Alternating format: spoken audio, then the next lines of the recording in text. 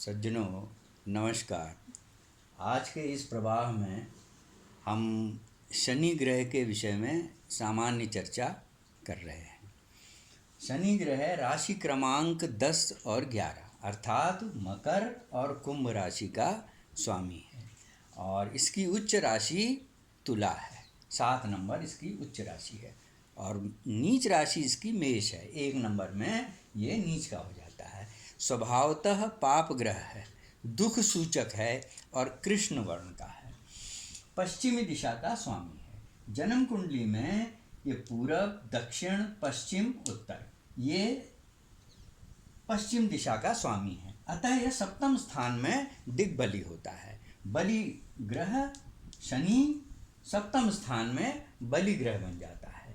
कार्य की प्रारंभिक स्थिति में ये व्यक्ति को कष्ट और बाधाएं उत्पन्न करता है। भले ही शनि योग कारक क्यों न हो, शनि की गति धीमी है, अतः अपनी प्रारंभिक अवस्था में ये कष्ट और बाधक होता है, लेकिन इसका अंतिम परिणाम सुखद ही होता है। एक राशि में ये 2.5 वर्ष तक रहता है। वर्तमान में शनि मकर राशि में गोचर कर रहा है और यदि ये योग कारक है, अर्थात योग कारक किस लग्न में होगा? वृष लग्न। वृष लग्न में चूंकि वृष, मिथुन, कर्क, सिंह, कन्या, तुला, वृश्चिक, धनु, मकर, कुंभ, मकर और कुंभ इसकी राशियां हैं। ये त्रिकोण है और ये केंद्र है। जो भी ग्रह त्रिकोण और केंद्र का स्वामी होगा वह योग कारक हो जाएगा। तो ये वृष लग्न में ये त्रिकोण और केंद्र का स्वामी होने से योग कारक है। तुला लग्न में यह चार्ट तुला लग्न का है, तो ये मकर और कुंभ राशियां ये केंद्र और त्रिकोण का स्वामी हो गया, अतः ये योग कारक हो गया। और इसके अलावा अगर लग्न में मकर राशि है, मकर लग्न है या कुंभ लग्न है तो भी ये योग कारक होगा, क्योंकि लग्नेश हमेशा शुभ होता है, इसलिए ये मकर और कुंभ लग्न में भी योग कारक होता है। 7.5 का निर्धारण शनि की अवस्था से ही किया जाता है। चंद्र राशि, हमारी जो चंद्र राशि है उस पर जब शनि आता है तब हम कहते हैं 7.5 है। शनि का एक विशेष प्रभाव ये है कि शनि जैसे वर्तमान में मकर राशि में गोचर कर रहा है, तो शनि अपने से एक राशि पूर्व और एक राशि बाद भी अपना प्रभाव दिखाता है। कहने का तात्पर्य ये है कि अगर मकर राशि में इस समय शनि चल रहा है तो ये धनु राशि पर भी प्रभाव दिखाता है और ये कुंभ राशि पर भी प्रभाव दिखाएगा। अतः 2.5 साल इस पर प्रभाव दिखाएगा, 2.5 साल तो इसमें तो है ही इसलिए प्रभाव दिखाएगा और 2.5 साल इस पर रहेगा। तो इस प्रकार ये 7.5 वर्ष पूरे करता है।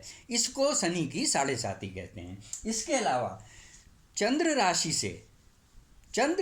से चतुर्थ में जब शनि जाता है या अष्टम में जाता है तब हम कहते हैं शनि की ढैया है।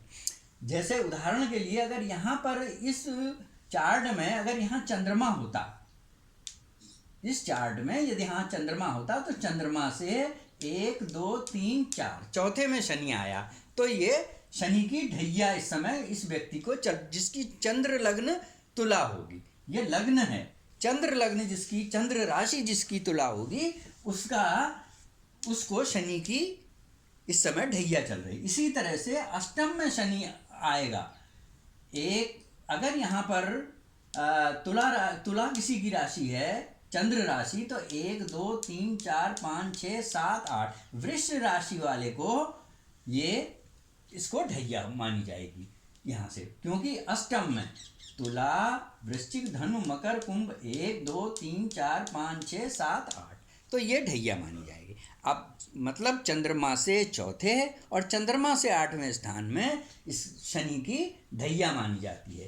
केंद्र स्थान में अगर शनि हो, केंद्र ये केंद्र हैं, इनमें शनि हो और तुला में हो, मकर में हो और कुंभ में हो तो ये शश योग का निर्माण करता है, जो 5 महापुरुष योगों में से एक है। कर्क, सिंह, वृश्चिक, धनु, मीन लग्न में ये दुष्ट स्थानों का भी स्वामी होता है। अच्छे घर का तो होता है, साथ में दुष्ट स्थानों का भी स्वामी होता है। अतः ऐसे व्यक्ति को नीलम पहनना नहीं चाहिए। इसकी हम नीलम पहनने को एडवाइस नहीं कर सकते। हाँ, अगर योग कारक शनि है वृष लग्न, तुला लग्न, मकर लग्न, कुंभ लग्न, और वो अदरवाइज पीड़ित है। अदरवाइज पीड़ित का मतलब कम अंशों में है, सूर्य से अस्त है, या नवांश में जाके नवांश में कमज़ोर हो गया है, यहाँ तो उच्च का है। हमें कभी भी, मैंने पहले भी चर्चा की, हमें केवल बर्थ चार्ट को देखकर, जन्म लग्न को देखकर निर्णय नहीं करना चाहिए। नवांश लग्न भी उतना ही महत्व देता है। अगर ये, जैसे यहाँ पर ये तुला राशि में शनि हमने दिखाया है, यहाँ पर ये उच्च का दिखाया है, यही अगर नवांश में जाके अगर नीच का हो जाए तो इसका उच्च का प्रभाव खत्म हो गया। तो इसलिए सम्यक अध्ययन नवांश का भी, चंद्र लग्न से भी और जन्म लग्न से तो करना ही करना चाहिए।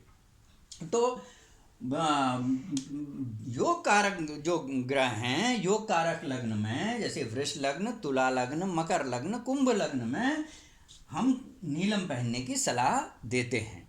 अगर वो कमज़ोर है तो नीलम पहनना चाहिए, नीले वस्त्र और या नीली वस्तुओं का, काली वस्तुओं का उपयोग करना चाहिए। और अगर दुष्ट स्थानों का स्वामी है, कर्क लग्न, सिंह लग्न, वृश्चिक, धनु, मीन, इन लग्नों में ये दुष्ट स्थान का भी स्वामी होता है। ऐसे में इसकी तप जप आदि से इसको शांत करना चाहिए। शनि की 7.5 सदैव खराब नहीं होती। अंत शुरुआत में चूँकि मंद गति के कारण इसके कार्यों में विलंब होता है, अतः आदमी थोड़ा निराशावादी हो जाता है, लेकिन इसका अंतिम परिणाम, जैसा मैंने कहा, सुखद ही होता है। और यह इसके मित्र ग्रह हैं बुध, शुक्र और राहु। इनमें बुध के घर में, जैसे यहाँ पर है, ये सिंह राशि है, सिंह राशि का स्वामी सूर्य है, तो सूर्य इसका चूँकि शत्रु है, शत्रु ग्रह इसके सूर्य, चंद्र और मंगल हैं, इसलिए हमने कहा है शत्रु क्षेत्री है। 6 नंबर कन्या राशि, बुध की राशि है ये, तो ये बुध इसका मित्र है, इसलिए मित्र क्षेत्री हो गया।